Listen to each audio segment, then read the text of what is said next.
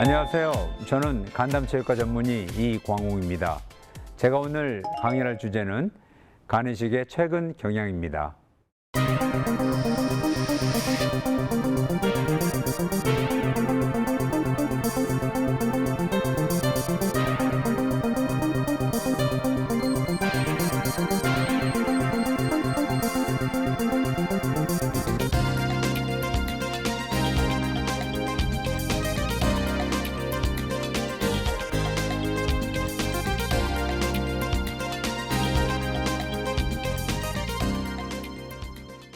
간이식의 역사를 간단히 한번 먼저 말씀드렸으면 합니다. 간이식은 60년의 역사를 가지고 있습니다. 미국에서 처음 시작됐고요. 1963년에 미국의 스타질 교수가 최초로 간이식을 시행했습니다. 생체 간이식을 최초로 한 것은 전 세계적으로 1989년 소아 생체 간이식을 호주에서 시행했고 1993년에 일본에서 성인 생체 간이식을 시행했습니다. 한국은 약 35년의 역사를 가지고 있는데요.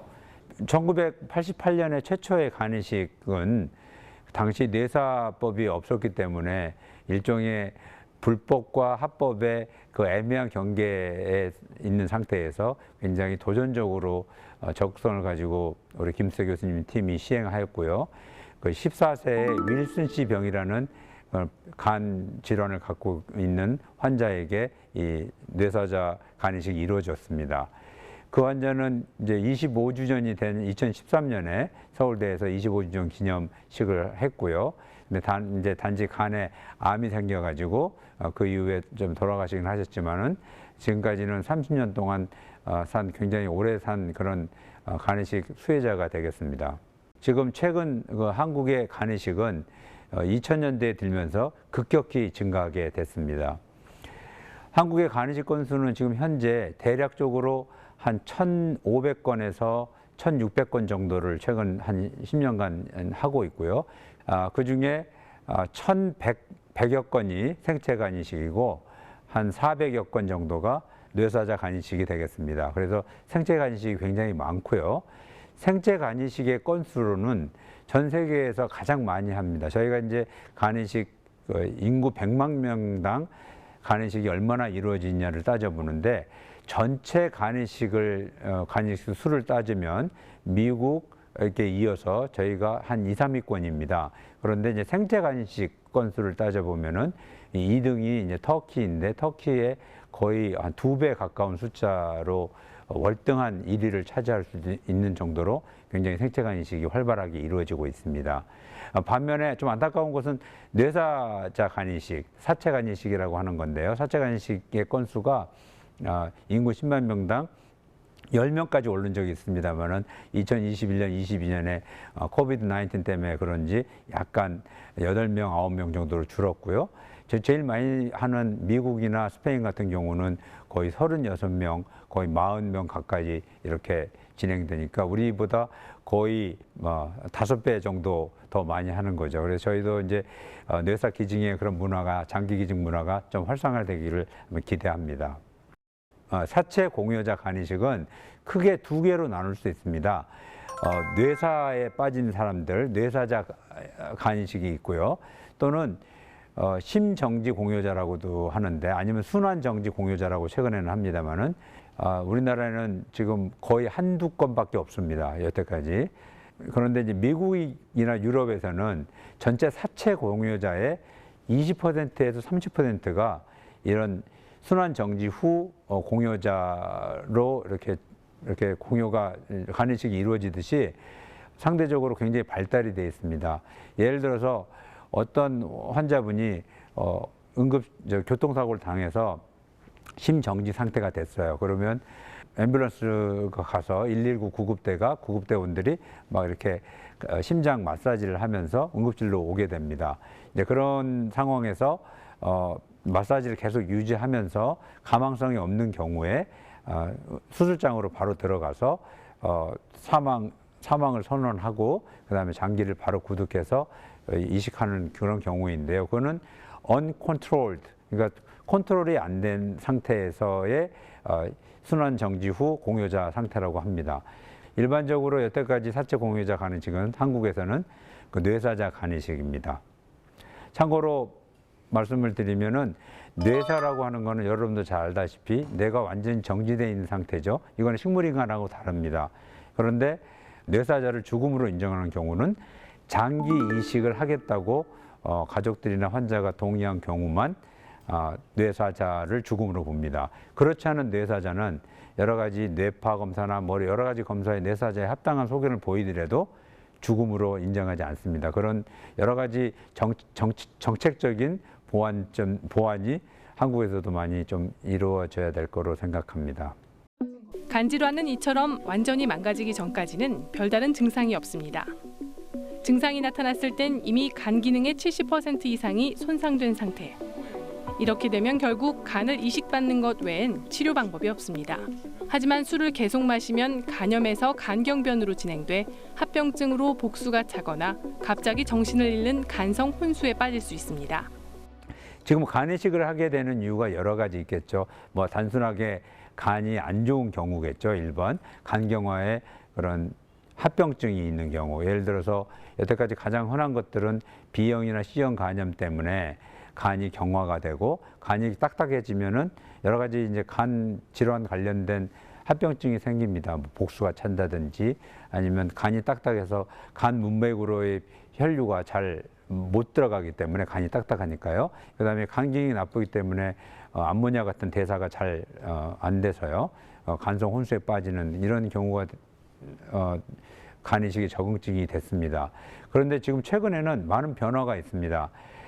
B형 간염은 그 항바이러스 제제가 발달돼 가지고 간 경화 합병증, 그런 복수, 정맥류 출혈, 간성 혼수까지 가는 경우가 좀 상대적으로 적어졌고요.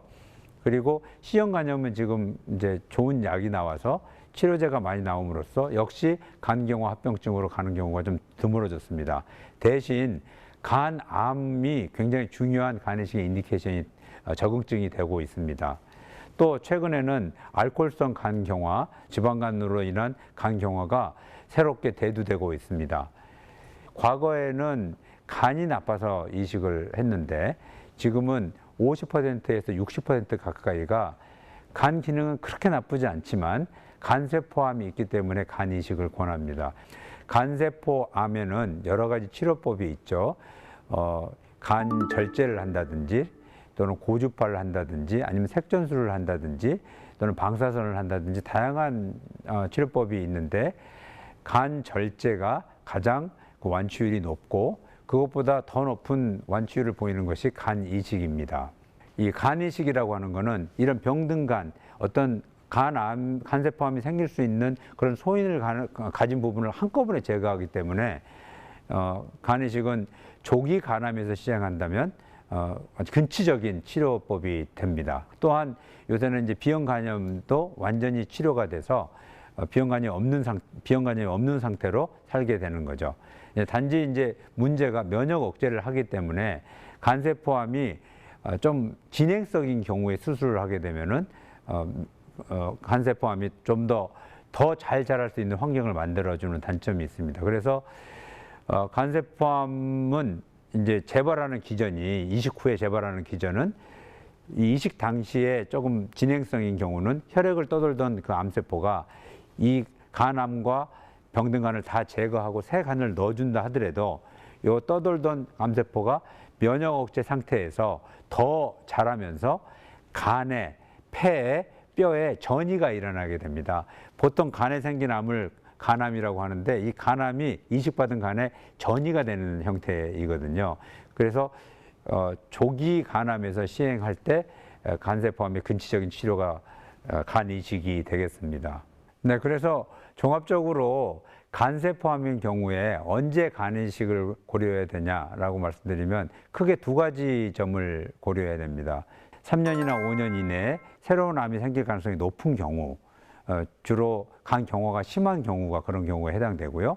그리고 원래 암 자체가 너무 심하지 않는 경우, 그렇게 두 가지 점을 고려해서 간 이식을 선택을 해야 됩니다. 간 기능이 나빠서 굉장히 고생하시는 분이 있고 간 기능은 문제가 없는데 간암만 가지고 있는 분이 있다 그러면 우리나라 시스템은 간 기능이 나쁜 사람한테 간이 가게 돼 있습니다. 그래서 사체 간이식의 경우는 간세포암이라 하더라도 우리나라에서는 여러 가지 우선순위를 주지 않고 있음을 좀 알고 계셨으면 좋겠습니다. 간이식을 받아야 하는 환자는 크게 두 그룹으로 나눕니다. 이식을 받지 못하면 일주일 안에 숨질 수 있는 응급도 1군과 이보다 덜 위험한 응급도 2군입니다. 현재 제도로는 뇌사자가 나타나면 1군 환자가 우선 간 제공을 받고 남으면 2군 환자들에게 돌아갑니다. 자, 간 이식 수술, 특히 이제 생체 간 이식 수술에 대해서 조금 제가 더 말씀을 드리고 싶은데요. 간은 이렇게 삼각형으로 생겼어요. 삼각형으로 생긴 간이고 우리 몸에 약 한 2% 정도 됩니다, 무게가. 생체 간 이식은 주로 요새는 우측간을 많이 쓰는데요. 성인인 경우 오른쪽 간을 생체 공유자에서 뗍니다. 그리고 반대편 옆에 있는 방에서는 수혜자의 병등간을 떼고 그다음에 문합을 하게 됩니다. 문합을 할 때는 나가는 길인 오른쪽 간에 나가는 길, 그 우간정맥이라고 그러는데 나가는 길인 우간정맥을 먼저 문합을 하고요. 그다음에 들어가는 그 중에 가장 더 큰 혈관인 간문맥, 우간문맥을 이렇게 문맥끼리 연결을 하고 그다음에 동맥을 연결을 하고 담도를 연결합니다. 크게 적어도 4개 이상의 문합이 이루어지게 됩니다. 지금 생체 공유자 수술법은 여러 가지로 좀 나눌 수 있습니다. 생체 간이식 수술법은 수술 기법 자체에서는 오른쪽 간을 뗀다는 건 비슷한데요. 그런데 이제 절개를 어떻게 하느냐에 따라서 여러 가지 다양한 방법이 있습니다. 전통적으로는 이렇게 O자 형태로 열거나 아니면 L자 형태로 여는 게 일반적이고요. 지금은 이제 몇몇 센터에서는 이제 순수 복강경화 절개법이라고 해서 이런 젓가락 같은 걸로 수술을 다 하고요. 꺼내는 거를 아래쪽 치골 상방에다가 한 8cm 정도 넣어서 이렇게 꺼내게 되는 겁니다.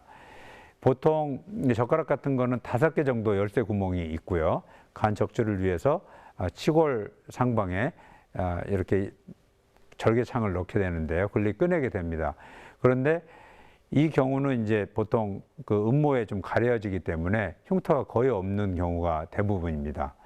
그래서 상당히 미용적으로는 완벽한 수술이고 더 좋아질 수는 없을 것 같습니다. 미용적인 측면에서요. 이제 당연히 상처 만족도가 좋겠죠. 이 복강경 수술을 하게 되면은 제가 수술한 환자들 중심으로 이렇게 만족도 조사를 해봤을 때 확연히 차이 납니다. 보통의 이렇게 L자 형태, 역 L자 형태에 비해서 상복부 중앙절개 환자들이 훨씬 만족도가 좋고요. 그리고 그거에 비해서도 순수 복강경 절개가 만족도가 좋습니다. 갈비뼈 뒤에 숨어있는 간을 수술하려면 적어도 30cm, 많게는 50cm 정도 피부를 절개해야 합니다. 반면 복강경 수술은 5개의 단추구멍 크기만 한 절개만 하면 돼 수술 뒤 상처 회복이 빠르고 염증 등 부작용이 훨씬 적습니다. 하지만 아무래도 직접 열어놓고 하는 수술보다는 수술 효과가 낮을 것이라는 것이 일반적인 판단이었습니다. 근데 이제 복강경 공유자 수술이 왜 갑자기 이렇게 중요 수술법이 됐는지에 대해서 궁금하게 될 겁니다. 저 역시 복강경 공유자 수술법은 위험하다고 생각을 했던 사람입니다. 왜냐하면 이게 입체감이 없기 때문에 거리감이 없기 때문에 상당히 이게 어디인지 막 이렇게 좀 어려운 점이 많았었거든요. 그런데 이제 3차원 카메라가 나왔습니다. 3D 카메라라는 게 나왔는데 3D 카메라를 보면 극장에서 우리 안경을 쓰고 보듯이 입체감이 생깁니다. 그래서 좀 더 이제 개복에 익숙해진 의사들한테 아주 개복과 똑같은 그런 입체감을 주고요. 그 다음에 이제 카메라가 굽어지는 카메라가 나왔습니다. 굽어지는 카메라는 왜냐면 간 같은 경우는 이렇게 생각해 보시면 이렇게 둥근 모양인데 저쪽 위쪽도 봐야 되고 옆에도 봐야 되고 뭐 그러거든요. 이런 경우에 이렇게 일자로만 봐서는 잘 안 보여요.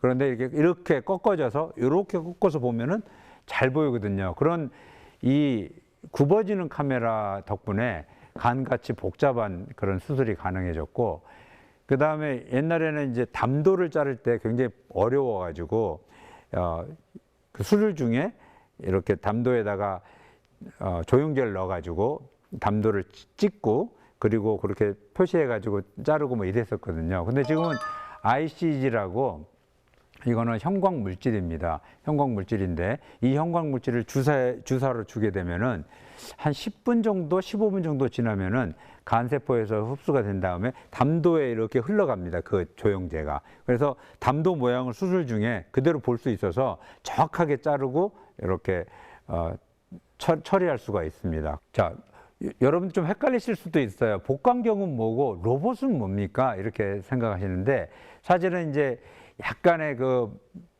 표현이 잘못되어 있는 것도 있죠. 복강경이라고 하는 거는 배 안을 보는 카메라를 말하는 거거든요. 근데 이제 우리가 복강경이라고 할 때는 배에다가 가스를 집어넣어서 빵빵하게 해놓고 내시경 같은 카메라를 넣고 보면서 수술하는 거를 복강경 수술이라고 그러는데요. 로봇 역시 똑같습니다. 가스를 집어넣고 똑같은 열쇠 구멍을 네 개 넣고 이렇게 넣는데 직접 어떤 기구를 넣어가지고 조작하는 게 아니고 로봇 수술은 로봇 팔을 집어넣습니다. 그 구멍에. 그리고 실제로 이게 이 로봇 팔을 조작하는 거는 바로 옆방이나 옆에 콘솔이라고 하는 그런 것들에 앉아가지고 거기서 이렇게 거기에 있는 손잡이가 있거든요. 그 손잡이를 이렇게 돌리면 그 팔이 똑같이 움직이는 겁니다. 수술 필드에서, 배 안에서. 그래서 복강경과 로봇은 똑같이 배에다가 가스를 넣고 빵빵하게 해놓은 다음에 열쇠 구멍을 넣고 하는 건 맞는데 복강경 수술이라고 우리가 말할 때는 직접 기구를 손으로 움직이는 거고, 그런데 로봇이라고 하게 되면은 거의 그 밖에서 개복 수술하듯이 이렇게 막 이런 것들 저런 것들 이런 게 다 가능합니다. 제가 이렇게 움직이면은 그 안에 있는 환자의 배 안에 있는 로봇 팔들도 똑같이 움직입니다. 그래서 그런 어떤 꼬매는데, 실을 꼬매는데 봉합하는 데는 굉장히 유리한 점이 있습니다. 그러나 이제 우리나라에서는 로봇 수술이 보험이 안 되기 때문에 실손보험이 있는 분들만 선택할 수 있는 단점이 있죠. 간이식 이후에 왜 환자들이 사망을 하는지에 대해서 이제 좀 궁금하실 수 있을 것 같은데요. 우리가 이제 여러 가지 연구를 통해서 어떤 경우가 조기 간암이고 어떤 경우는 이식 후에 재발을 할 수 있는지 이렇게 좀 많이 알게 됐습니다. 그럼에도 불구하고 10명의 간암 간이식 환자 중에 1명 내지 2명은 지금도 재발을 하게 됩니다. 재발 기전은 처음에 이식 당시에 떠돌던 암세포가, 피 속을 떠돌던 암세포가 간, 폐, 뼈에 전이가 되는 겁니다. 그래서 굉장히 빠른 시기에 일어납니다. 보통 1년 반 정도의 이내에 일어나고요. 아무리 길어도 3년 이내에 대부분 일어납니다. 그래서 재발을 하게 되면 아까 말씀드린 대로 면역 억제 상태이기 때문에 굉장히 예후가 좋지가 않습니다. 그래서 이 선택을 재발하지 않는 조기 간암을 이식 전에 선택하는 것이 굉장히 중요한 이슈가 되고 있고요. 반면에 최근에는 이제 면역 억제제 중에 항암 효과가 있는 면역 억제제가 좀 나왔습니다. 그래서 그 면역 억제제를 쓰면은 약간 재발도 살짝 줄이고 재발하더라도 오랫동안 삽니다. 그래서 지금 옛날에는 보통 1년 만에 안에 재발을 하고 재발하면 1년 산다 그랬거든요. 근데 지금은 상당히 많은 수의 환자분들이 3년 정도 이내에 재발하고 재발하고 나서도 어떤 분은 지금 10년 가까이 재발 이후에도 사시는 분도 있을 정도로 좀 많이 발전하고 있습니다. 따라서 정기적으로 이런 스크리닝, 검진을 하는 게 굉장히 중요합니다. 일반인보다 위암, 폐암, 그리고 대장암이 생길 확률이 거의 10배 가까이 더 높다고 보시면 됩니다.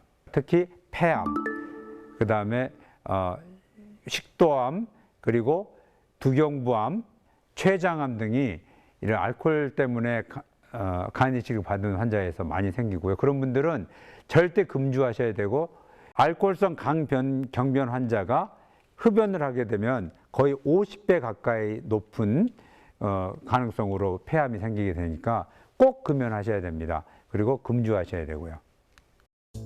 보통 소량의 음주는 건강에 괜찮다는 인식이 있지만 암 예방을 위해서는 절주보다 아예 술을 마시지 않는 금주가 효과적인 것으로 한국인을 대상으로 한 대규모 실증 연구에서 확인됐습니다.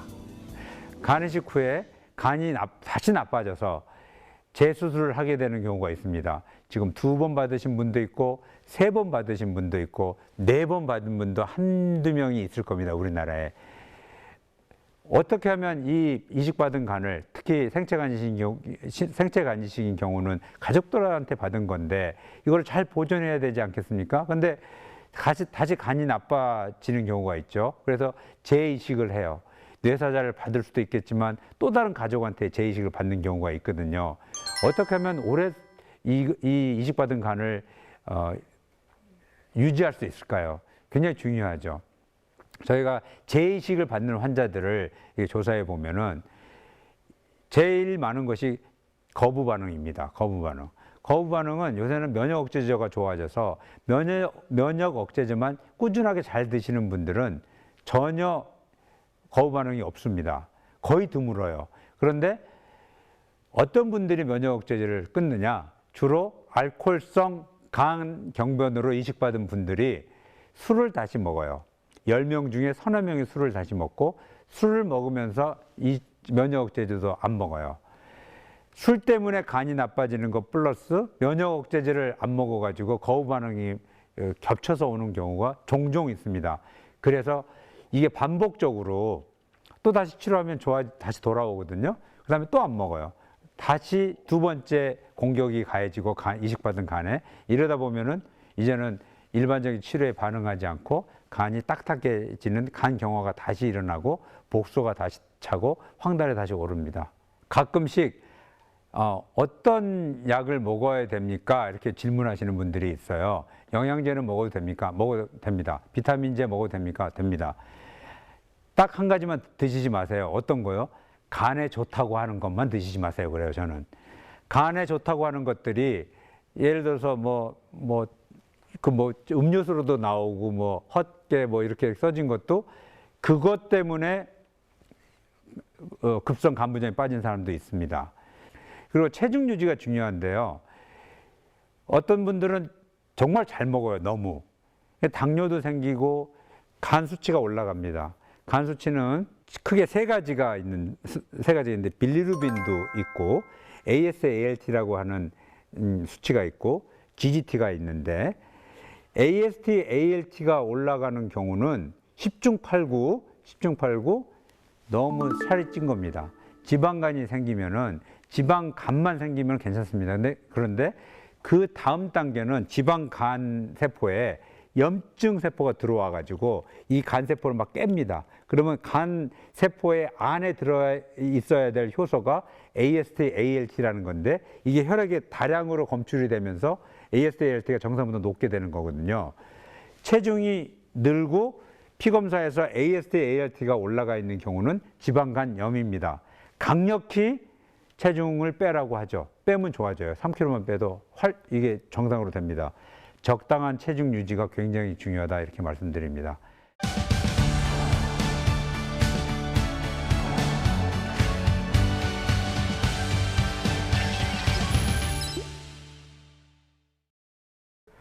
시청자분들께서 간이식과 관련된 많은 질문을 주셨는데 어떤 질문이 있는지 한번 함께 볼까요? 첫 번째 시청자 질문입니다. 생체 간이식 수술비는 대략 얼마 정도일까요? 네. 우리나라 보험 체계 저는 아주 좋다고 생각합니다. 어떤 나라는 다 돈을 다 내야 되는 경우도 있고 어떤 나라는 굉장히 무료로 병원에 정부에서 다 대주는 나라가 있는데 우리나라는 간암이 있는 경우는 5%, 간암이 없더라도 간이식을 받는 경우는 총 비용의 10%를 냅니다. 총 비용이 한 8천만 원, 6천만 원 이렇게 6천만 원, 8천만 원 드는데요. 실제로 환자분들이 내는 돈은 지금은 공여자 수술, 수혜자 수술 모두 포함하고 입원해서 퇴원까지 모든 거를 다 합했을 때 1,500만 원 정도 내시게 됩니다. 두 번째 시청자의 질문입니다. 간 이식 수술을 받았는데 간 질환이 발생해서 재수술을 받아야 하는 상황입니다. 수술 뒤에 예후는 괜찮은가요? 뭐 이거는 그 재이식이 필요한 그 환자분의 재이식 당시의 상태에 따라서 조금 얘기가 달라집니다. 어떤 분들은 조금 좋은 상태에서 재이식을 하게 되면은 첫 번째 간이식하고 전혀 뭐 상관없이 성적이 좋고요. 근데 이제 너무 늦게 이제 재이식을 받는 경우는 환자 상태가 너무너무 나빠서 뭐 혈압도 잘 안 잡히고 감염이 너무 심해서 폐혈증도 심하고 이런 상태에서 이식을 하게 되면 성적이 좀 안 좋을 수 있죠. 기술적으로는 대부분 첫 번째 이식과 두 번째 이식은 큰 차이가 없습니다. 그래서 환자 상태가 너무 나쁘지만 않다면 두 번째 이식도 성공률이 굉장히 높음을 말씀드립니다. 세 번째 시청자 질문입니다. 수혜자와 혈액형이 달라도 간이식이 가능하다고 들었습니다. 정말 사실인가요? 네, 사실입니다. 저희 한 최근 10년 전부터 혈액형 불일치, 부적합이라고도 하는데 혈액형 부적합 간이식이 늘어나고 있습니다. 한국에서. 여러 가지 이유가 있겠습니다만은 결론적으로 혈액형 적합과 혈액형 부적합이 전혀 성적에 있어서 차이가 없기 때문에 그렇게 늘어나는 거겠죠. 다만 5% 정도에서 이제 간 내 담도가 좀 협착이 다발성으로 오는 그런 좀 피할 수 없는 항체 매개성 부작용이 있을 수 있습니다. 그 5%가 온다 하더라도 대부분의 경우는 어떤 담도 시술을 통해서 명맥을 유지할 수 있는데요. 어떤 경우는 재이식이 필요한 경우도 종종 있습니다. 지금 우리나라에서는 전체적으로 생체 간이식의 20% 정도가 혈액형 부적합 간이식으로 이루어지고 있고 특히 리투ක්시맵이라는 약이 나옴으로써 이 혈액형 부적합의 성적이 월등하게 좋아졌습니다. 네, 지금까지 간이식과 관련된 많은 이야기를 전해드렸는데요. 오늘 제 이야기 중에서 이것만은 꼭 기억해 주셨으면 합니다. 소중한 사람으로부터 받은 간이기 때문에 정말 오랫동안 건강하게 이 간을 유지하는 것이 굉장히 중요하고 그러기 위해서는 그 담당 의사의 그런 요청을 잘 좀 따르시고 그리고 본인 건강을 위해서 금주, 금연 그리고 적당한 체중 조절, 운동 이런 여러 가지 것들을 잘 해주시기를 좀 부탁드리고요. 시청자 여러분들께 건강한 삶을 살아가는 데 도움이 되시기를 바라면서 이상 오늘 강연을 마치겠습니다. 감사합니다.